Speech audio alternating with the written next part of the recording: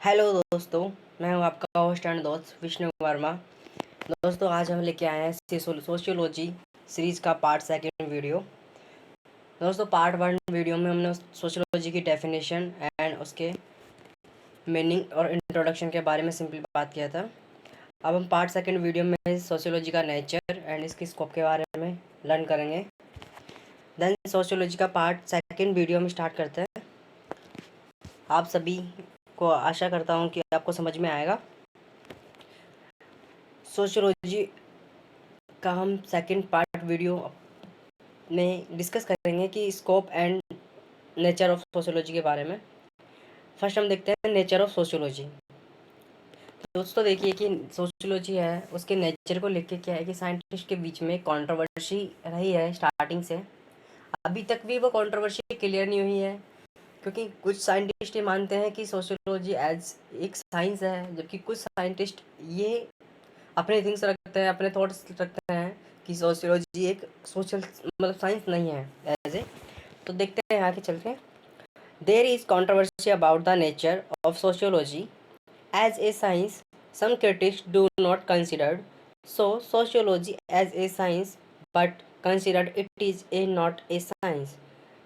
यहाँ पे क्या है कि कंट्रोवर्सी है सोशियोलॉजी के नेचर को लेकर के। जो सम क्रिटिक्स है वो इसको साइंस कंसिडर नहीं करते हैं।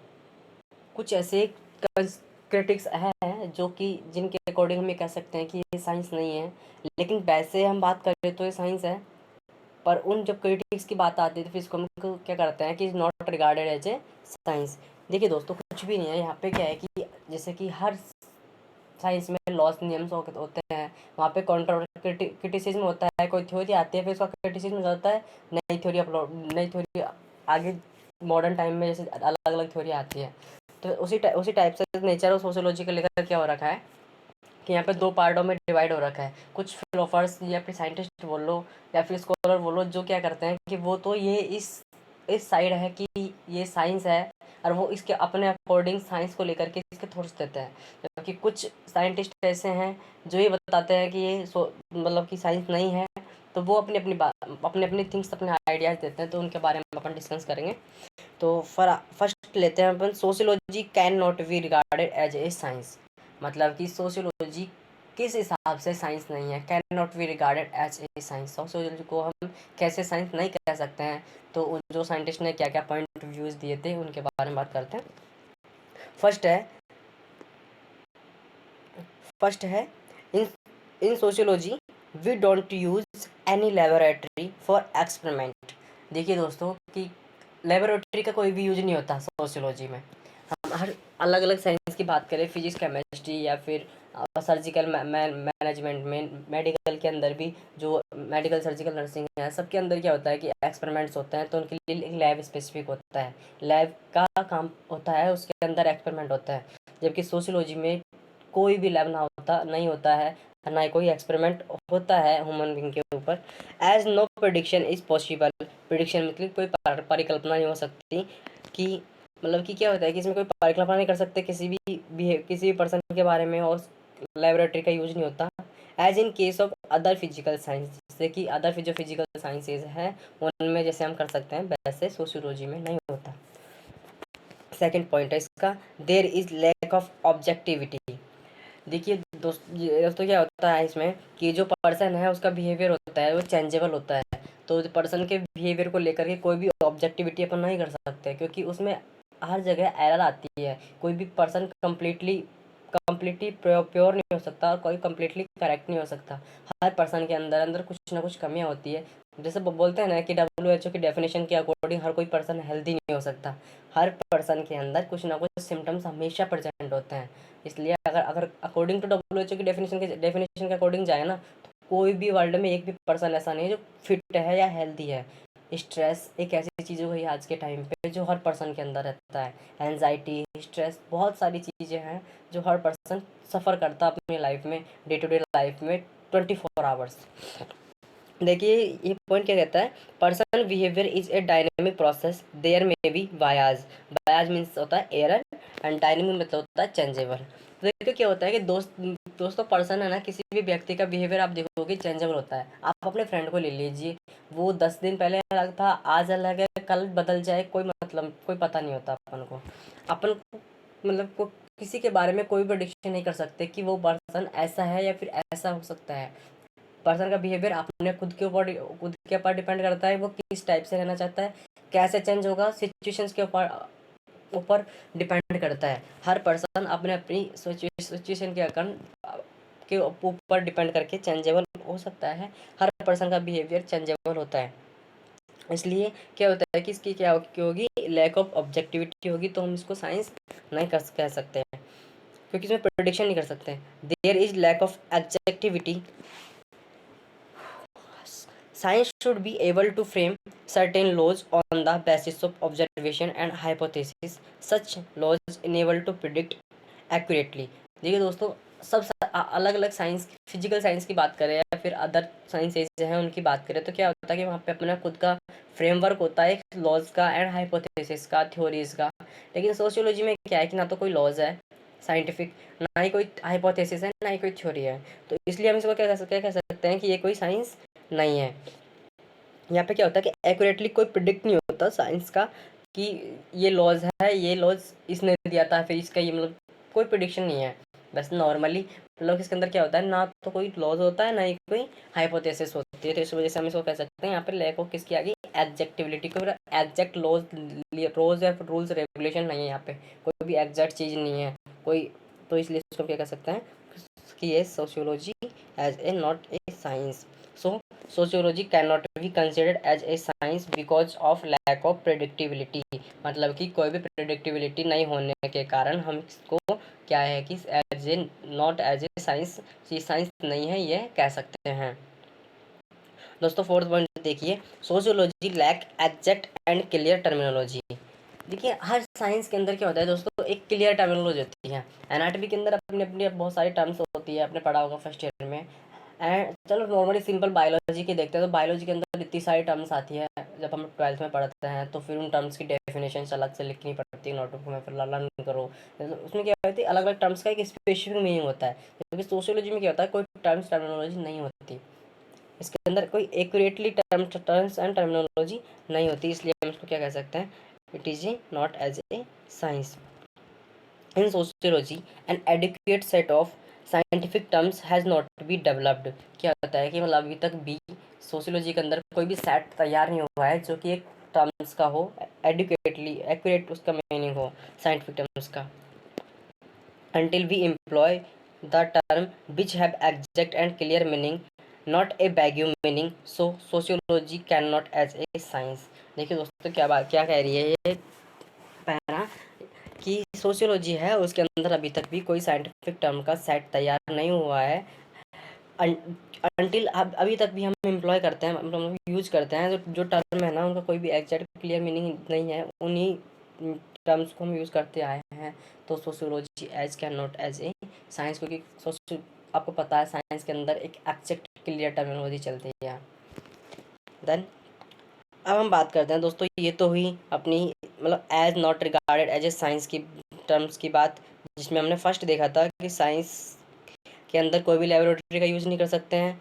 Second, it is a lack of objectivity, मतलब कि पर्सन का जो बिहेवियर होता है वो चेंजेबल होता है, तो कोई प्रोडिक्शन नहीं कर सकते हैं।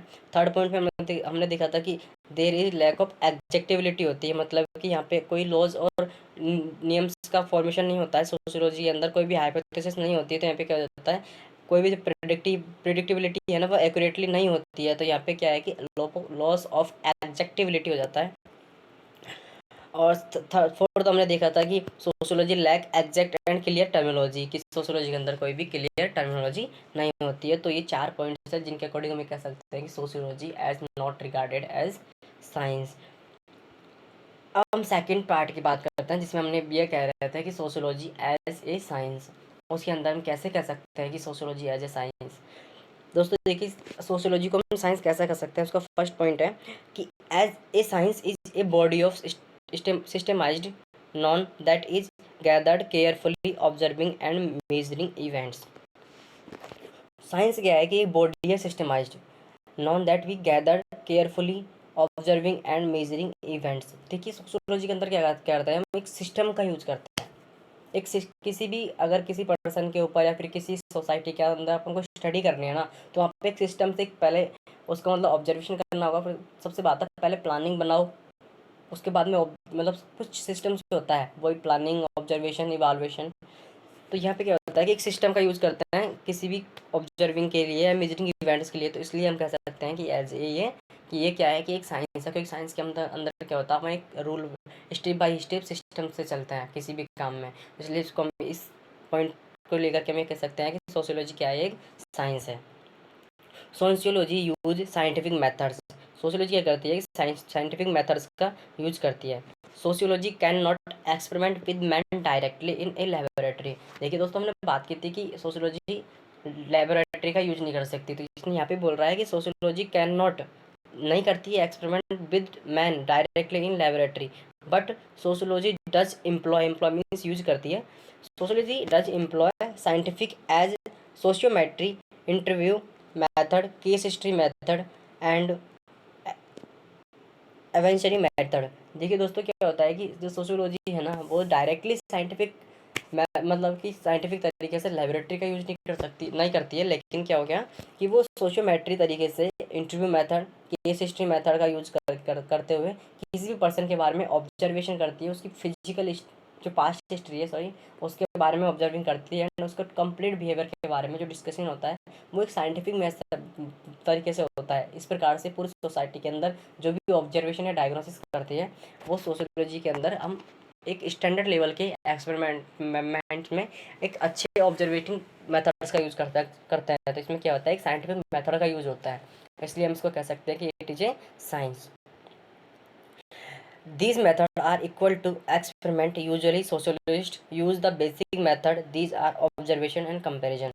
देखिए दोस्तों, जो बेसिक मेथड्स के अंदर भी जो बेस्ट टू मेथड्स है जिसको ज़्यादातर सोशियोलॉजिस्ट यूज़ करते हैं, वो होता है ऑब्जर्वेशन एंड कंपैरिजन। यहाँ पे क्या होता है, किसी पर्सन या फिर एक कम्युनिटी या फिर सोसाइटी के बारे में क्या करते हैं, ऑब्जर्विंग करते हैं किसी भी एक पर्टिकुलर चीज़ को लेकर के, and two two two things के बीच में एक कंपेरिजन करता है कि एक साइड ये चीज़ नहीं है, जैसे कि मैन एंड वुमन के बीच में कि भाई इनके अंदर एबिलिटी किसके अंदर ज़्यादा है, कौन इस समाज में मतलब कि पिछले स्टडी के मामले में कौन पीछे है, मैन है वुमन है, या फिर किस यहाँ पे कुछ अपर कास्ट को लेकर के कोई कास्ट तो नहीं हो रहा है, यहाँ पे कोई रिलीजन से रिलेटेड, मतलब कि ऐसे कुछ भी जो डिफरेंस दिखता है सोशोलॉजिस्ट को, उनके बीच में कंपैरिजन करके यहाँ पे वो स्टडी करते हैं। मतलब कि यहाँ पे क्या हो रहा है, वापस वही साइंटिफिक मेथड्स का यूज हो रहा है, तो इसलिए हम कह सकते हैं इट इज ए साइंस।